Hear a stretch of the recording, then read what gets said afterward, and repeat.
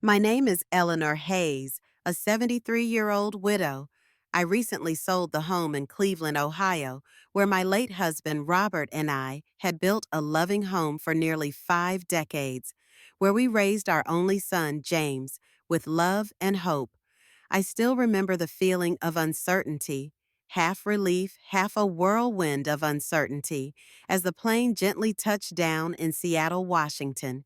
Now, in my twilight years, I have moved in with James and his daughter in law, Laura, with a simple wish to be at peace, surrounded by our children and grandchildren in our final years.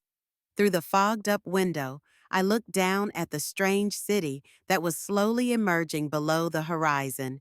The towering buildings rose proudly amidst the busy, noisy street network, all of them strange, in stark contrast to the peaceful, familiar look of old Cleveland. A vague loneliness crept into my heart, even though I knew I would soon see James again.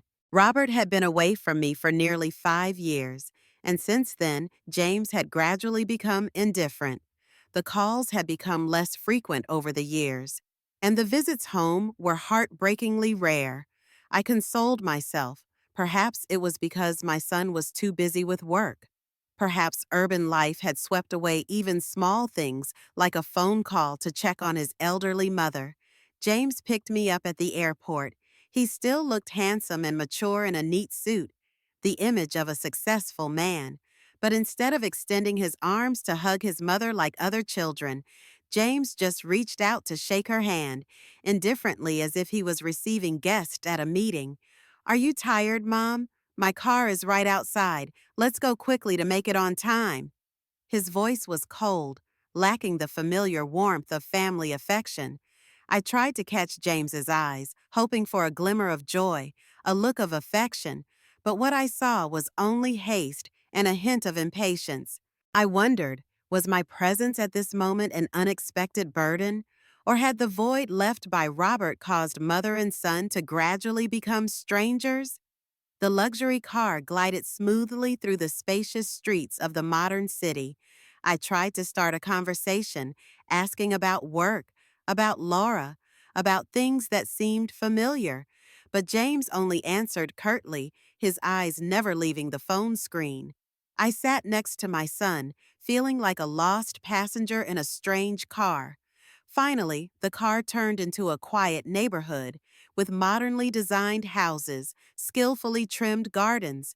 Everything exuded neatness and luxury.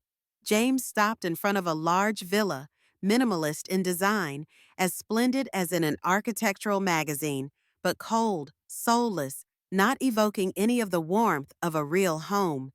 "This is my house, Mom," James said, sounding proud.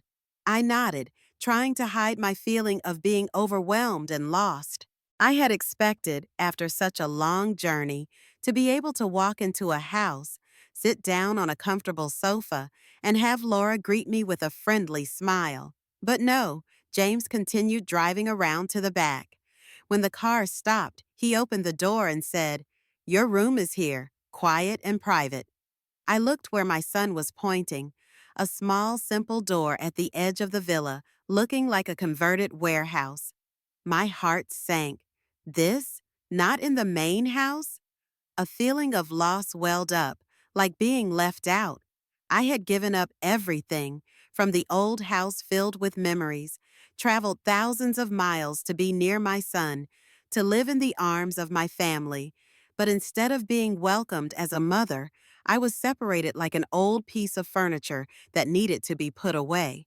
I looked at James, expecting an explanation, even a gentle sentence. But no. My son just bent down to pick up his suitcase, walking quickly towards that room, as if wanting to end this matter as soon as possible. The warmth that I had imagined had waited for had evaporated. Instead, there was a coldness that reached to the core of a mother who had just been pushed to the edge of life by her own child. My room, no, it should be called a reformed storage room, was really small and cold to the point of being terrifying. As soon as I stepped in, a slight musty smell rushed straight to my nose, making me shiver as if the air here had long since ceased to welcome any life. The room contained only an old single bed against the wall, the mattress sunken as if it had been marked by time. Next to it was a small table, big enough to hold a few old books and a dim nightlight. In the corner of the room, an old-fashioned electric heater lay still, covered in dust, probably unused for a long time. There was no wardrobe, just a thin metal hanger, bent as if about to break. From the small barred window, dim light streamed in, weak as the last breath of a gloomy winter day. This was neither a living room nor a spare bedroom, but a place that had once been used for storage, now hastily cleaned to temporarily put me in. The feeling of being left out, of being separated from the rest of my family, weighed heavily on my heart. I put down my suitcase and began to arrange my few clothes on the rickety hangers. Each movement was slow, as if my body were struggling to adjust to this space. As my hands fumbled with the cold hangers, my mind drifted back to the past, to the old house in Cleveland, once filled with laughter, warmth, and family. I missed Robert, my partner. He was a retired engineer, a man who was always calm, careful, and loving. Robert knew how to make me feel appreciated, protected. The evenings around the dinner table, the late afternoons when he sat reading while I pruned the trees in the garden, his deep laughter whenever I told a clumsy story. It was all like a slow-motion movie, vivid and haunting, and this dark, cold room, the complete opposite of the home I had spent my life building. Then I thought of James, my little James. When he was young, he was a smart but quiet child. Robert always wanted his son to follow in his footsteps as an engineer, and I wanted my son to have a solid future, so I was often strict.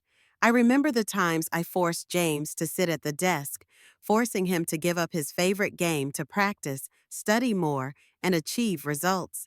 His eyes at that time, quiet, containing a silent resistance, are still deeply imprinted in my memory. Was it me, because of my high expectations, because I thought it was love, that pushed him further away? Regret gnawed at my heart, like a dull knife cutting little by little. I came here not only to live near James, but also to heal, to make amends, to become a gentler, more tolerant mother in the last years of my life. Lost in my memories, I heard a soft knock on the door. It was Laura, my daughter-in-law. She held a steaming cup of tea and some biscuits in her hands. "Have some tea to warm up.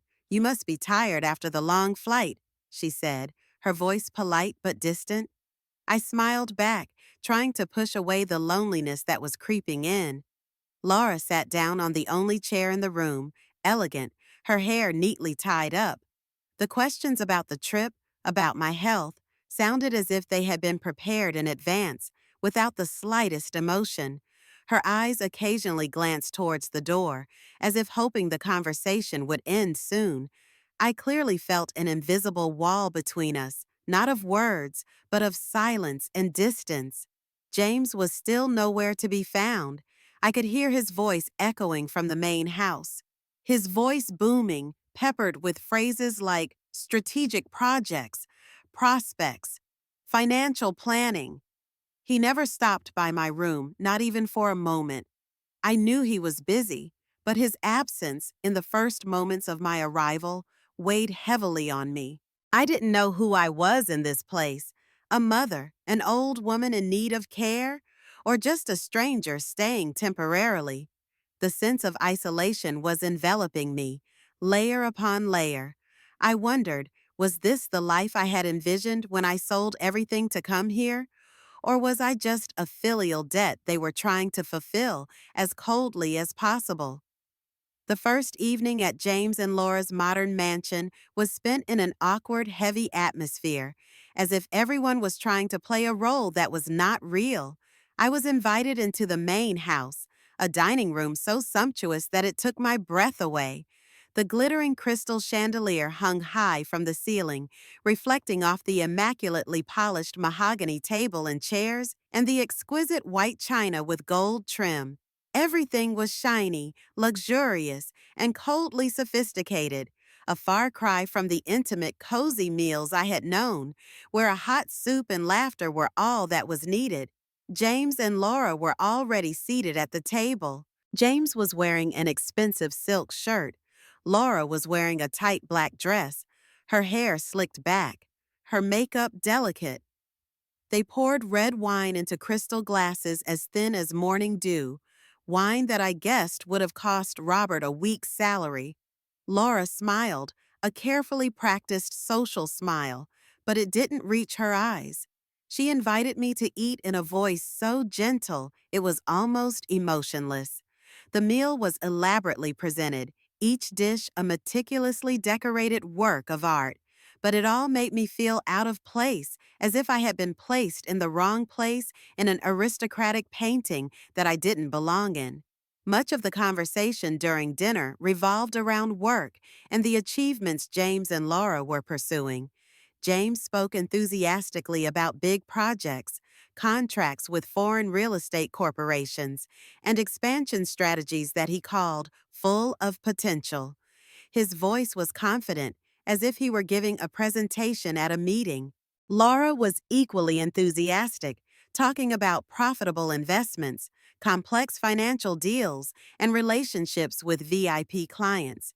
They exchanged cold terms, net profit, compound interest, market risk, concepts that made me feel like I was listening to a foreign financial news report without subtitles.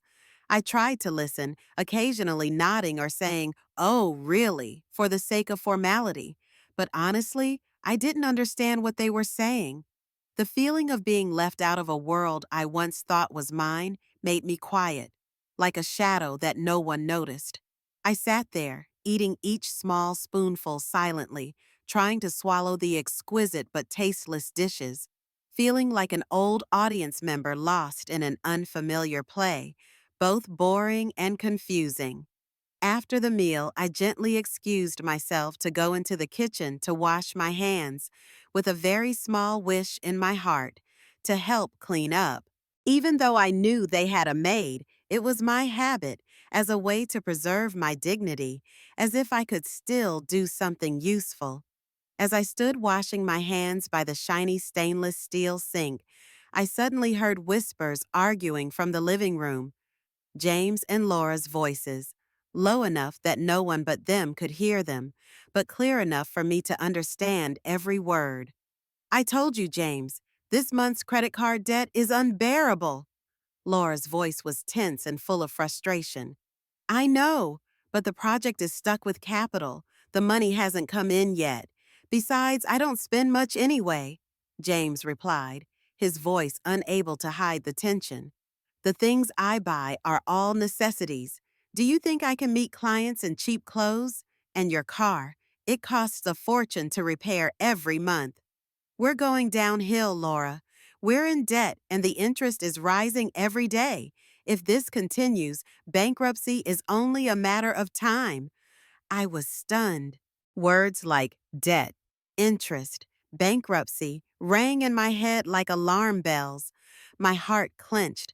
My still wet hands froze. I couldn't believe it.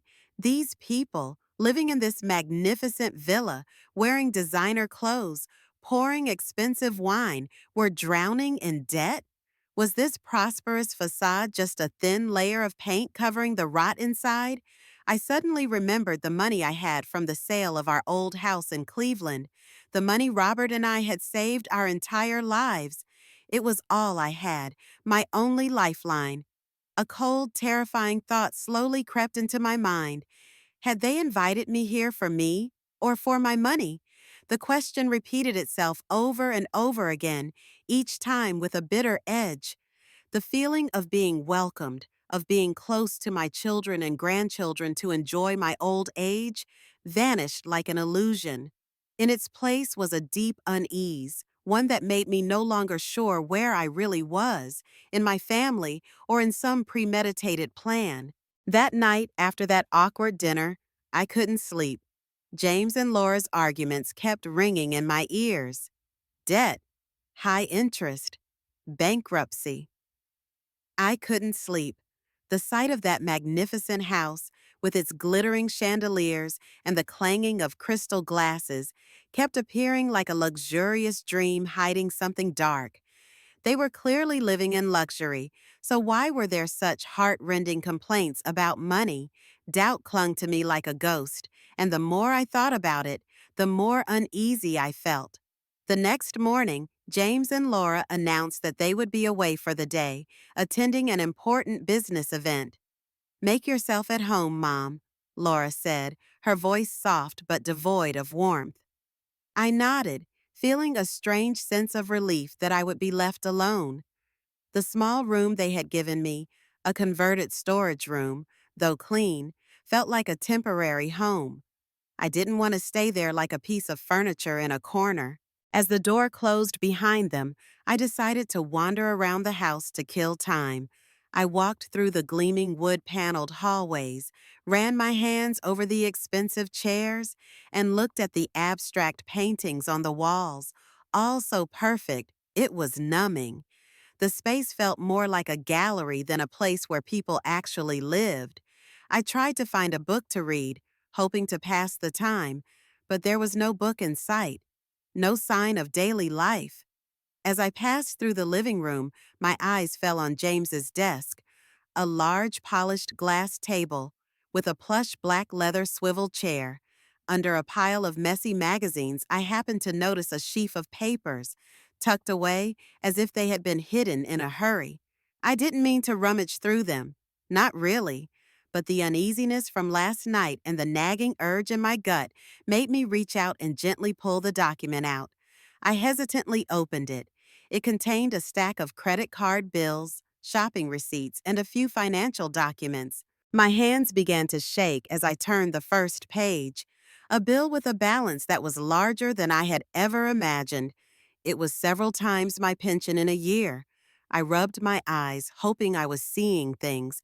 But then came the receipts: a men's watch from a high-end jewelry store, a diamond necklace, a pair of first-class tickets to Hawaii, a hotel bill at a beach resort, and the repair of a new sports car that was ridiculously expensive.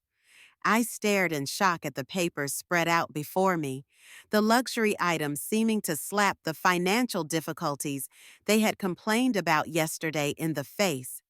Hawaii? Diamonds? Sports cars? These were not people struggling with debt. They were people living on the edge of their fantasy, spending money without thinking about the consequences. It wasn't that they lacked money, they just lacked control. The truth sent a chill down my spine. Anger and betrayal rose in my chest, heavy as a stone. I remembered the money I had brought with me, the only money left after selling our old house in Cleveland. It was Robert and I'd made of it. It was the result of a lifetime of scrimping and saving. It was insurance against a lonely old age. And now the thought that James and Laura might be after it, not out of love, but out of ambition, made me feel cold all over, like walking into an unheated room in the middle of winter. A fierce battle began to rage inside me. On one side was my motherly heart, still loving, still wanting my son to be stable, wanting to save him from a collapse that I had thought inevitable. On the other side was my mind, the fear of being cheated, of being turned into a walking bank for their wasteful lifestyle. If I gave them the money, would they change? Or would we all be sucked back into the cycle of spending and debt? I would lose everything, not just my money, but my control over my own life. I would lose the independence I had tried so hard to maintain for so many years. I would be at the mercy of my children, in their own home. The trust I had once had in James, the son I had raised with all my love, began to crumble piece by piece. In its place was doubt, a quiet fear, a storm brewing inside. I knew a decision had to be made, not an easy one, but a necessary one, a choice that would determine the rest of my life, and possibly theirs. In the days that followed, the atmosphere in the house became indescribably heavy. though I tried to keep my cool, to smile at the right times, and make the right small talk. I knew James and Laura had noticed the change in me. I no longer eagerly started conversations, no longer pretended to be overwhelmed by the glamour. I kept a cautious distance, quietly observing, as if I were no longer a part of this family, but an outsider trying to understand what was really going on. The bills I found became a constant shadow, haunting me every minute, every hour. They were the naked truth that no explanation could erase. And then, the night I had been dreading the most finally arrived. After dinner, as I was about to get up to wash the dishes, James said, "Mom, can you sit down for a moment?" His voice was forcedly gentle. I returned to the living room, where the chandelier was still shining brightly as usual. But this time, the light could not dispel the gloom that was enveloping. Laura was already sitting there, her face tense as if she had carefully prepared for an important conversation. "Mom," James began, his voice low, trying to sound kind and considerate. "I know you just moved in, and I shouldn't bother you right now, but I'm really struggling." He began a string of dramatic reasons: projects stalled by market fluctuations, partners reneging on their promises, investments that evaporated without a trace. James complained about the pressure on his shoulders, about the responsibility of providing for his family. Laura took over, her voice anxious and urgent. They worked together so well that if I hadn't seen the invoices, I might have relented. "I need a large sum of money to save a very important project," James continued, his eyes shining as if he were about to cry. "If I don't come up with $20,000, I'll lose it all. I promise to pay you back in a few months. I can sign a promissory note, mortgage the house, whatever you need to secure it." My heart clenched. $20,000. That wasn't just a number. That was nearly half of Robert and I's life savings. I couldn't help but think of the expensive things, the lavish vacations, the shiny new car in the garage. Anger and disappointment swirled in my chest. They were lying. They were taking advantage of me, a mother who had just lost her husband and left her familiar home to live with them. I hesitated. Part of me, the part that had held and nurtured James since he was a baby, still wanted to believe in my son. I had always sacrificed, always protected him. Even though I had made mistakes, I still found myself wanting to reach out and save him one more time. But then another part, stronger, said, "Don't be blind, Eleanor. That money was the final line between freedom and dependence." I couldn't lose myself for a cheap drama called family. "Mom, you need time to think," I said, my voice as dry as wind through old wood. James and Laura glanced at each other, their eyes unable to hide a hint of disappointment, but James quickly regained his composure. "Of course, Mom. Think about it. It's a serious matter." That night, I tossed and turned in my strange bed, unable to sleep. 1,000 thoughts swirled in my head like undercurrents. I thought back to Robert, the only man who had ever truly protected me. "I will always protect you," and what we built together, he had said. But now I was left with only myself, and I knew I had to do the right thing for myself. The next morning, I found James. "I'll lend you the money," I said, trying to keep my voice even, "but I can only give you $5,000. That's all I can give you right now." I looked into my son's eyes, hoping to see some genuine gratitude. But no, all I saw was disappointment, quickly covered by a forced smile. James hugged me tightly. "Thank you so much, Mom. You're the best mom." But the hug was cold and empty. When I handed him the money, I saw that his eyes weren't filled with gratitude. They were calculating. His smile wasn't genuine. It was like the smile of a businessman who had just signed a lucrative contract. I felt a stab through my heart. At that moment, I understood more clearly than ever. James didn't need his mom. He needed the money. My heart was broken. I had sacrificed a part of my fortune, a part of my soul, for what? a performance, a supporting role in the lies my son had created. And I knew this was only the beginning of a greater tragedy that lay ahead. After I gave James $5,000, the couple's demeanor changed dramatically, as if an invisible switch had been flipped. They became unusually friendly, a colorful, intense, almost theatrical friendliness. James no longer buried his head in his phone whenever I walked into the room. Instead, he took the initiative to sit down, ask about my health, about old memories of Cleveland, even pretended to be interested in my favorite things. Once, he brought home a bright bouquet of flowers, placed it in the corner of my damp room, and said, as if he meant it, "Mom, I'm sorry the room is a little small. I'll try to make it more comfortable for you." Laura was no slouch. She suddenly became more welcoming, inviting me to dinner with the family as if I were an integral part of the family. No longer would I eat quietly in the kitchenette while they ate at the large dining table, like two separate worlds. She even cooked the dishes I had mentioned as my favorites: cream of tomato soup, beef stew, dishes that no one would remember without a purpose. One day, she came into my room and fixed a long leaking faucet that I had mentioned before, and no one had paid attention. She even bought me a new reading lamp, brighter, prettier, to replace the old one I had been using. If this had been Eleanor 6 months ago, the mother who believed in kinship as an unshakable faith, I would have been moved, convinced that her son and daughter-in-law had finally learned to love. But I was no longer that woman. My eyes were different now. I saw the arrangement, the excessive artifice in every gesture, every word. They had not changed because of love. They had changed because of money. From the moment I had given them the money, to be exact, their every move had been carefully calculated with one goal: to create the illusion of closeness, to soften me again. They were rebuilding trust, smoothing my doubts, to pave the way for the next offer. And it sent a chill down my spine. I tried to keep my cool, to behave moderately. I did not reject the kindness they offered, but I did not reciprocate with trust. I observed more closely, listened more carefully.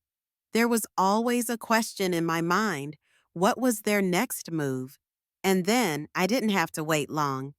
2 weeks after the so-called interest, the new topic was skillfully introduced to the dinner table. One morning, as I was slicing bread, Laura let out a well-timed sigh. "Everything is getting more expensive these days, isn't it, Mom? Especially the water and electricity bills. And we have another person in the house, so the bills are really high." James quickly caught on, his voice tinged with worry. "Yes, Mom. Even food costs have skyrocketed.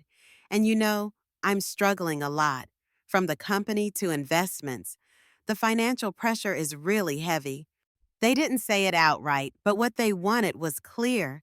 They were after my money again, this time under the guise of contributing to living expenses.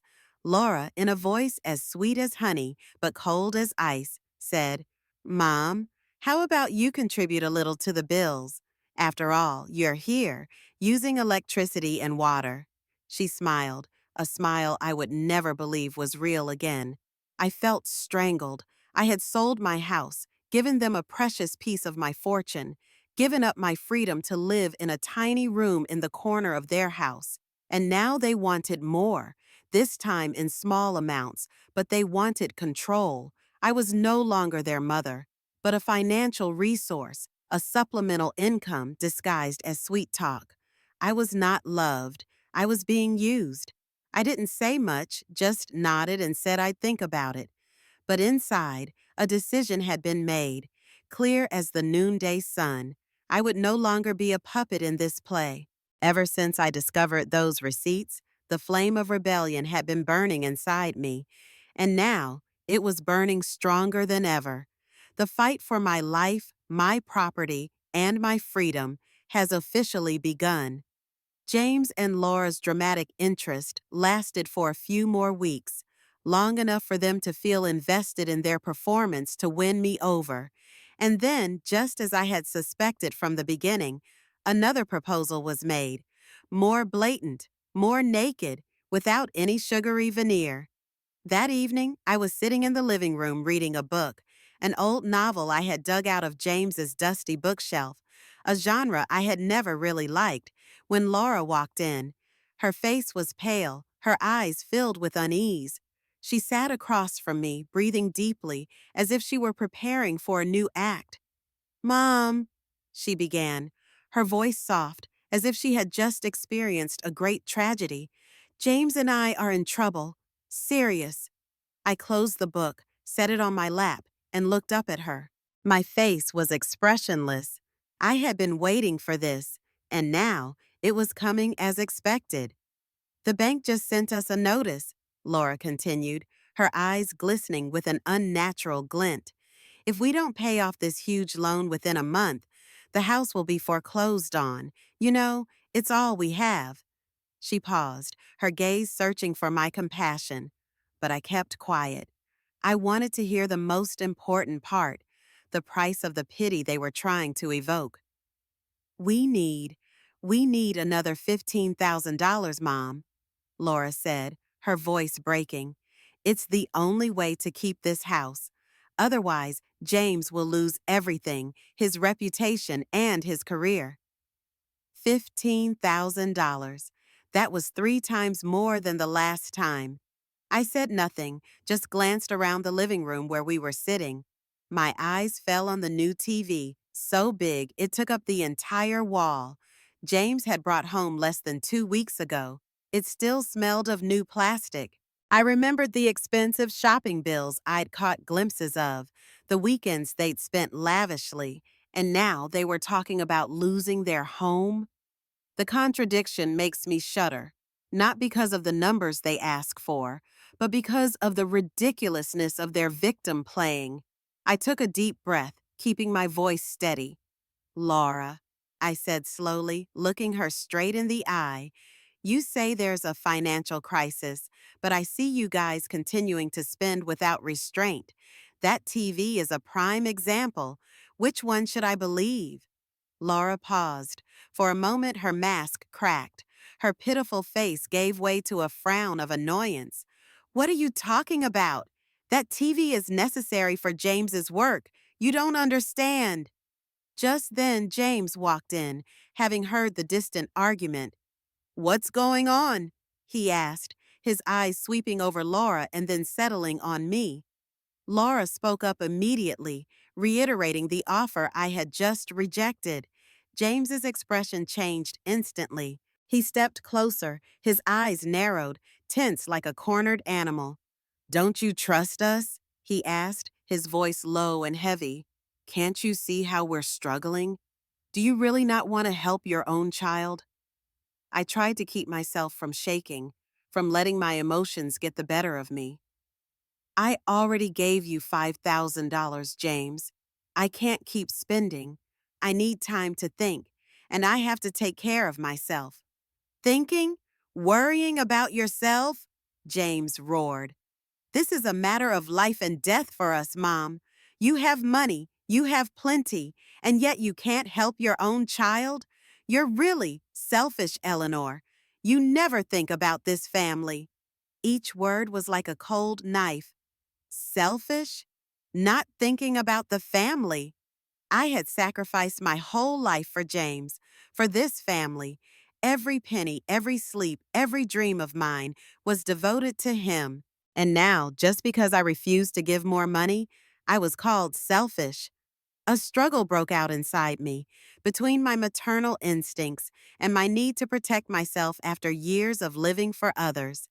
I looked at James, the son I had loved with all my heart, and for the first time, I didn't feel the familiar tenderness. I didn't feel guilt. I didn't feel pity, just cold clarity. The fire of rebellion inside me, which had been smoldering for some time, was now burning fiercely.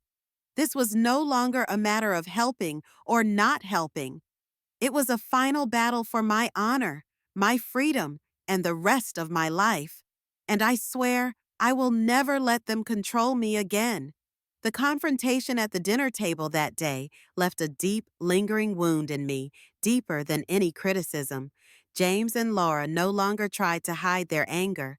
The fakeness they had tried to show was gone, replaced by a cold, suffocating atmosphere. Meals were no longer a gathering, but a forced obligation. I silently chewed each bite like a machine. From now on, I knew I had to be doubly vigilant, not just with my eyes, but with my heart. The feeling of being used and betrayed kept rolling in my heart like an endless undercurrent. I had spent my youth loving and raising James, only to now receive the gaze of seeing my mother as a financial tool. That pain was no longer simply disappointment, but a crack in the once sacred trust. I thought of Robert, my husband. If he were still alive, I was sure he would never let me endure these things.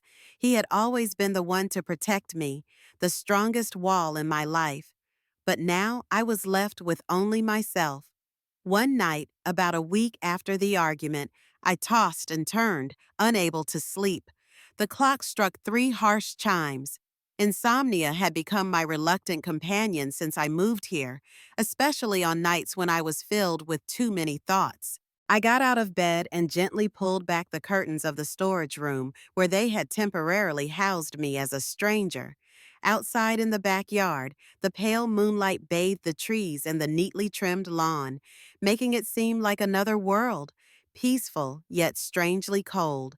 Then suddenly I heard whispering from the back door, James and Laura's voices. They thought I was asleep, or they believed the wall was thick enough to shield them from their schemes. I stood still, holding my breath, straining to hear every word. "That old woman is stubborn," Laura snapped, full of contempt.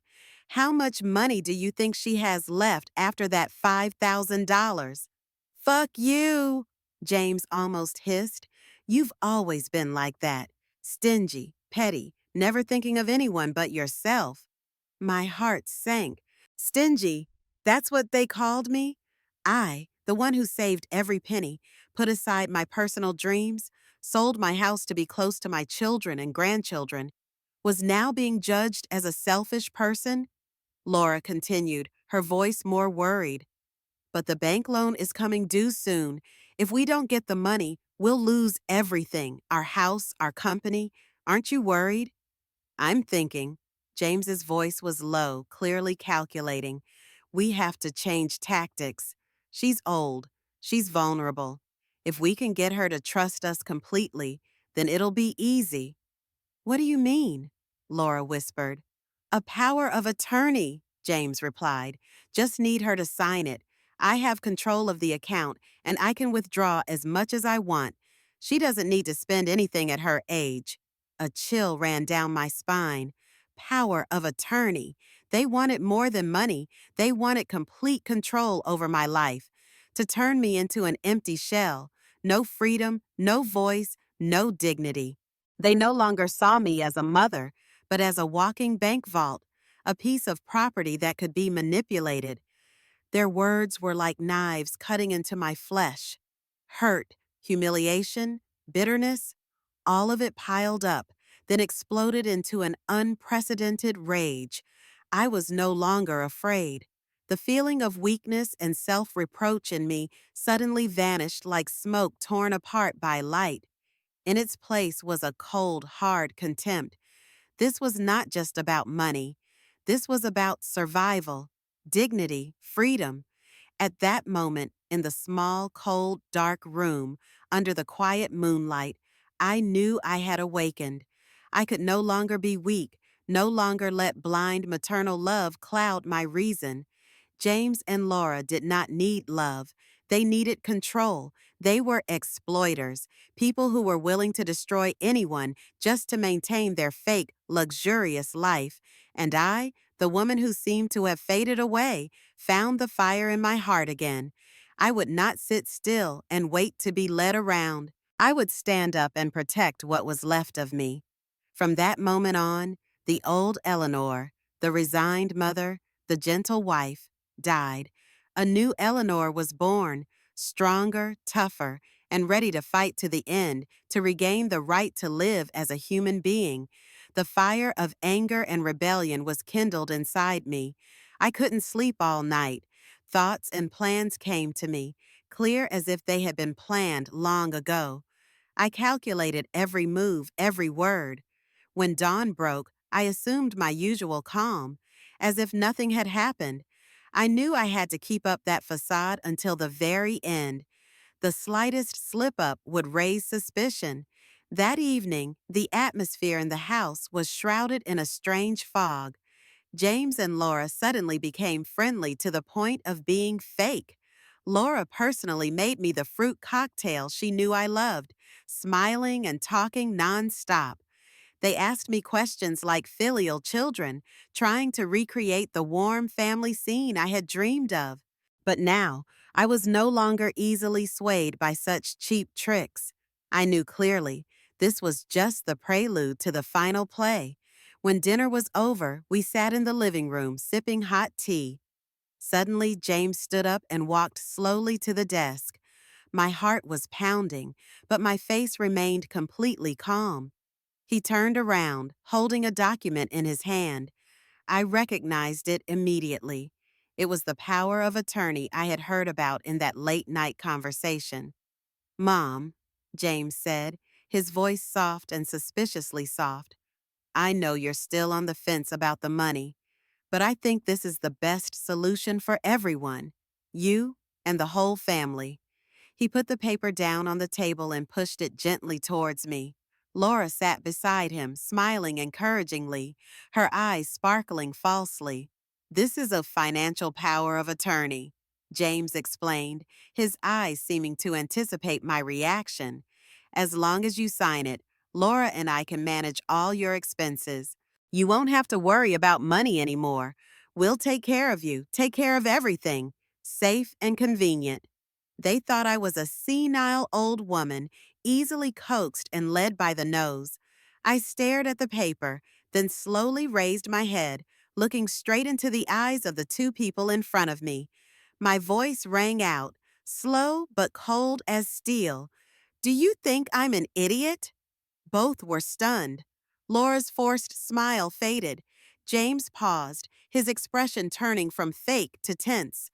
"I heard it all," I continued, my voice low but clear, each word like a knife cutting deep into their masks. "Every word you said to each other in the night, stingy old woman, mobile wallet. I knew about your plan, about the so-called power of attorney to conveniently siphon every last penny from my account. I am not deaf, nor am I stupid." James and Laura paled. They looked at each other for a moment, then turned to me, their eyes uncertain and panicked. "Mom, you must have misunderstood," Laura stammered. "We never said those words. Maybe you heard wrong. You're so tired." "Misunderstanding?" I laughed, a dry, bitter laugh.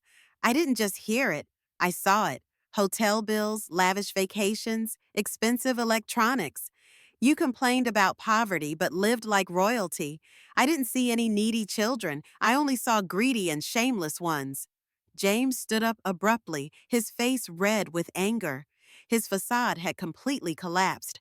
"Who do you think you are to talk to us like that? What do you know about business, about the pressure we face? You're old. Don't think you understand this world." He walked towards me, his hands clenched into fists, his face tense, as if he was about to lose control. "If you don't cooperate, you can leave here immediately. Don't think that just because you have money you can do whatever you want. Where will you go? Who will take care of you?" Laura interrupted, her voice high and full of sarcasm. "Can you survive without us? Do you think you're still young and sane? No one but us will pick you up. You'll be wandering alone." Those threats, at one time, they would have made me tremble. But now I felt only contempt. I held my head high, my eyes as steadfast as steel. "You have made a big mistake." My voice rang out firmly, without a trace of fear. "I don't need you to survive, let alone this kind of charity. I will leave, now." I grabbed the power of attorney and slammed it down on the table. The harsh sound cut through the toxic atmosphere in the room. I'm leaving, and I'm never coming back. You will no longer have control over me, not my money, not my life, not anything. The room was silent. James and Laura stood like statues, speechless. Their eyes were filled with utter shock. They no longer recognized the woman standing before them. The frail, vulnerable Eleanor was gone. I, the once submissive, resigned mother, was transformed. The fight for my freedom had begun. And this time, I would be the one in control. I was no longer afraid of the darkness. I was my own light. My statement exploded like a bomb in the dining room. James and Laura were stunned, their eyes filled with confusion and anger. The pretense on their faces instantly melted away, revealing their true colors: shock, anger, and uncertainty. But I didn't give them a chance to react. I stood up, turned silently, and walked toward my storage room. Each step I took was decisive and sure. No trace of the weak, meek woman Eleanor had been. Back in my room, I slammed the door. The echoes seemed to mark a threshold that had just been crossed. My heart was still pounding, not with fear, but with the excitement of someone who had just broken free from the shackles of life. I knew that from this moment on, I had to act quickly and discreetly. James and Laura would not give up easily. The first step in my plan was to protect my assets. I would not let a single penny fall into their hands. The next morning, I called a large bank in downtown Seattle. I didn't say much, just explained that I needed to open a separate account and transfer money. The receptionist was very professional, gently guiding me through each step. I had prepared in advance, knew all the procedures, and acted with rare composure. I took a taxi to the bank. At the counter, I transferred all the money left over from the sale of the house to a new account. Under my name, without any co-owners, I asked them not to send any letters or documents to my current address. Then I went to the safe deposit box at the old bank, where I kept some precious possessions: the pearl necklace my mother had worn on her wedding day, my grandmother's small diamond ring, mementos steeped in memories and affection. I carefully wrapped them in velvet bags, took them to my room, and hid them in a place only I knew. Next came the will. I would not allow James or Laura to inherit even a fraction of my assets.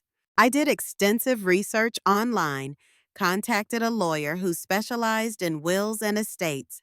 When asked what I wanted to leave to whom, I answered without hesitation.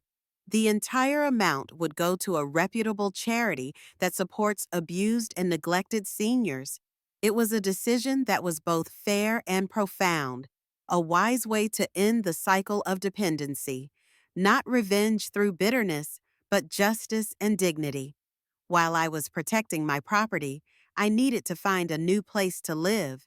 I couldn't see myself waking up another morning under the same roof as them. I spent hours on my tablet, a Christmas present that I now knew was a covert surveillance tool.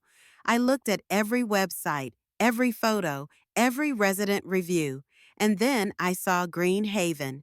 Green Haven, an independent living community for seniors in Seattle, is filled with photos of cozy studio apartments, sunny gardens, quiet libraries, fitness rooms, and a plethora of social activities. But what touched me most was their message: live freely, live with dignity. I felt a ray of light through the darkness that had enveloped me for so long. This would be where I belonged, not as an exploited mother, but as a respected individual. I called Green Haven. The consultant's voice was gentle, sincere, and carried a warmth I thought I had forgotten. She listened to all my concerns, answering each question with rare patience. After a half-hour call, I paid a deposit for a small apartment with a bedroom, a living room, and a balcony overlooking the garden. It was not large, not luxurious, but it was mine. No one could enter without permission. When everything was ready, I started packing.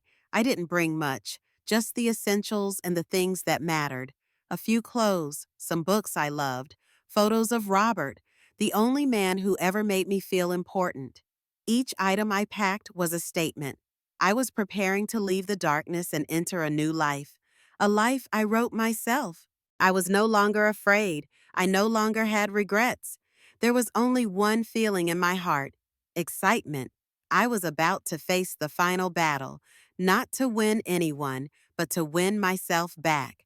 I was leaving, and I would never come back. That morning, I woke up earlier than usual. My heart was pounding, like a young girl preparing for a promising journey. The first rays of sunlight filtered through the small window in the storage room, illuminating the neatly packed suitcase like a guiding light for a new beginning.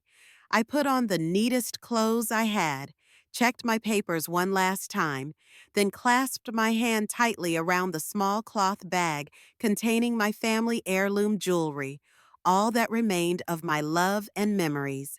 I took a deep breath, steadying my feet, and slowly dragged the heavy suitcase out of the room where I had been forced to live like a piece of trash. The sound of the wheels clattering on the tiled floor of the backyard broke the silence of the morning. I tried to walk quietly, but fate seemed ready to unveil the inevitable confrontation. As I approached the back door of the villa, the main door suddenly opened. James and Laura appeared, their sleepy expressions turning to horror in an instant. Their eyes were pricked with needles when they saw me and the suitcase. "Where are you going?" James shouted, his voice filled with anger and disbelief. He walked towards me, his face set in a fiery rage. Laura rushed after me, her eyes filled with worry and panic. "You can't just leave. You promised you'd stay. Are you going to abandon us?"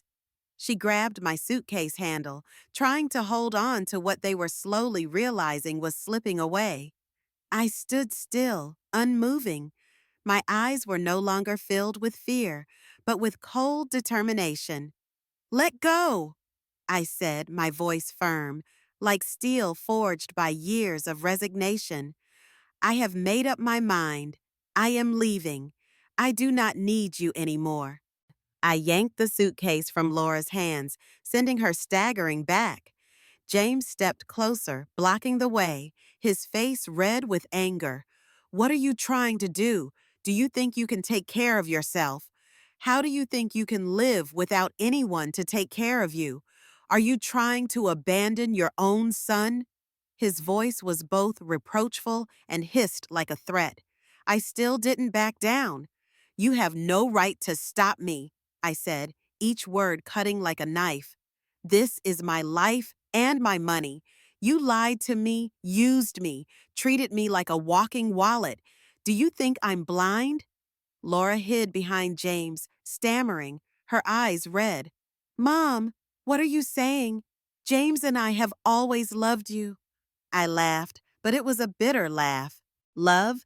Love is locking me in a storage room?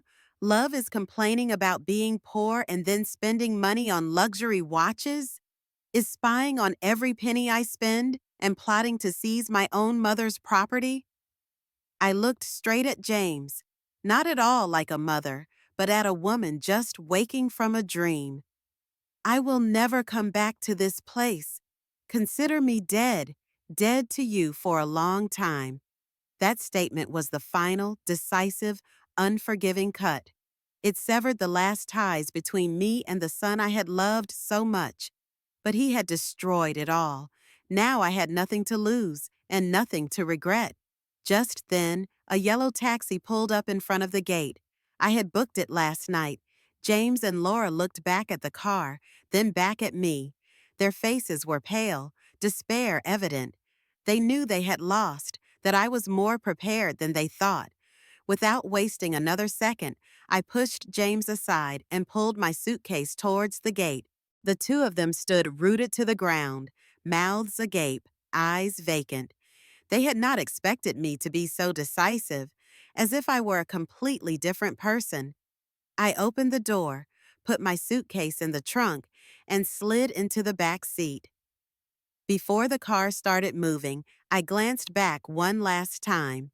James and Laura were still standing there, like stone statues, frozen in their panic. They were no longer family, just two people who had lost a game they thought they had won. The taxi rolled away, gradually leaving the large but cold villa. I did not look back once more. A feeling of relief and serenity spread through my chest. I had freed myself. I had regained control of my life. And for the first time in many years, I felt truly free. The taxi quietly glided through the busy streets of Seattle, taking me away from the heavy past and into a new chapter of my life. Through the foggy window, I watched the rows of trees and buildings slowly pass by like old movies. Tears fell down my cheeks, but not from sadness, but from relief, from serenity after days of being imprisoned as a mother, an exploited woman. I was being reborn, returning to myself. Green Haven, an independent living community for seniors, was the place that opened the door to that future. As the car pulled up to the gate of Green Haven, a sense of peace washed over me like a gentle wave. The lawns were lush green, flowers were blooming in season, and the old trees swayed in the wind. The small apartments were nestled in the fresh air, each with a balcony overlooking the garden or the lake. I felt like I had just stepped into another world, a world without calculations, without tears, only warm sunshine and freedom. The manager smiled at me, her eyes warm as if she had known me for a long time. She led me to my new apartment, a small but bright, tidy room with all the necessary amenities. The morning sunlight poured through the large windows, painting every corner with a gentle yellow. I placed the photo of Robert, my late partner, on the small table next to the bed. His face smiled at me, and for the first time in many years, I smiled back. No longer a sad smile, but a new companion on another journey. In the early days, I took time to settle down. I hung a few old paintings, chose light blue curtains, and bought a few small potted plants to put on the balcony. The lavender, succulents, and rosemary seemed to understand my hope. They sprouted and stretched out to the sun. I walked around the campus, immersed in the scent of flowers and the chirping of birds. There were no more suspicious questions, no more calculating eyes. I was able to be myself, simple, calm, and free. One chilly afternoon, as I passed by the community room, I came across a group of people making pottery. The smell of raw clay brought me back to my childhood memories, the days when I was fascinated with shaping, painting, and creating. Pottery used to be my passion, but it was left behind amid the hustle and bustle of making a living and the roles of mother and wife. Without hesitation, I signed up for a pottery class at the community center. Touching the clay, shaping each curve, drawing each pattern with trembling but excited hands, I felt like I was reborn. Each vase, each small item I made was a piece of my soul that had been forgotten for too long.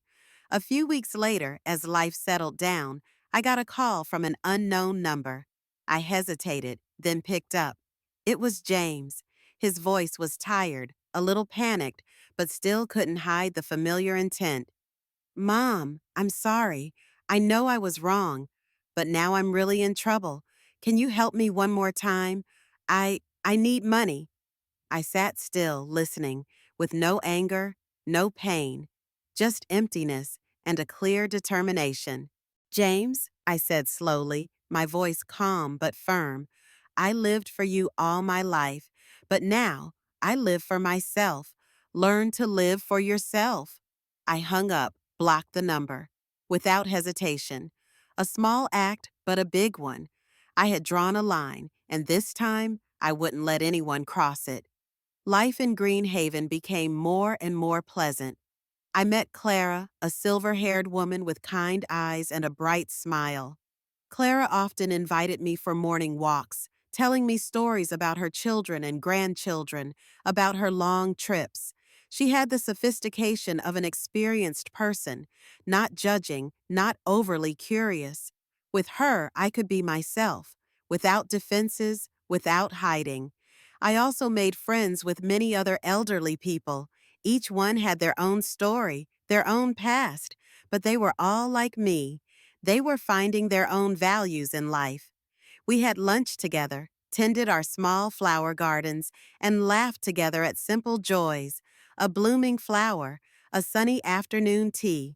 And I suddenly realized I was no longer a shadow in a musty storage room, no longer a mother suffocated by greed and ingratitude. I was me, a woman with value, a voice, and the right to happiness. The smile now is a constant presence on my lips, not forced, not reluctant, but the smile of someone who has survived, overcome, and finally found himself. 6 months have passed since I arrived at Greenhaven, and I have never felt as fulfilled and meaningful in my life as I do now. This small apartment is now a familiar place to return to, where I can leisurely read a good book, sip a cup of hot tea every morning, and watch the sunlight through the curtains. This place is not just a shelter, but truly a home, where I find the peace that I have longed for all my life. Every day is filled with precious moments. In the morning, Clara and a few friends and I walk around the lush green garden, breathing in the fresh air and admiring the seasonal flowers. Then I go to pottery class, where my hands are free to knead and shape, where my passion for art that had been buried for many years comes back to life. Some of my small works have even been displayed in the Green Haven Gallery, which makes me feel both surprised and touched. It is not a great achievement, but it is proof that I am alive again. In the afternoon, I often visit the library, a quiet and familiar corner, or join a book club with other residents. We read together, discuss new books, everyday stories, and past experiences. Occasionally, I attend small concerts performed by music-loving residents, simple yet emotional sounds. My life is no longer lonely and boring days, but a vivid, colorful picture where there is joy, connection, and things that make my heart beat again. One morning, as I sat sipping coffee on my sunny balcony, I received a letter. The stamp was addressed from Portland. My heart sank a little. It was from James. I opened the envelope, without excitement, without expectation. The familiar words appeared. James wrote that he and Laura were getting divorced, that they couldn't overcome the financial pressures, the disagreements, the long simmering rifts, that he had moved to Portland, was trying to rebuild his life, find a steady job. At the end of the letter, he apologized, acknowledged his past mistakes, and asked for my forgiveness. I read the letter calmly. No anger, no bitterness, just quiet regret. And then relief. I didn't reply. I understood that the letter was a positive sign, but I also learned the most important thing. Sometimes forgiveness doesn't necessarily mean going back.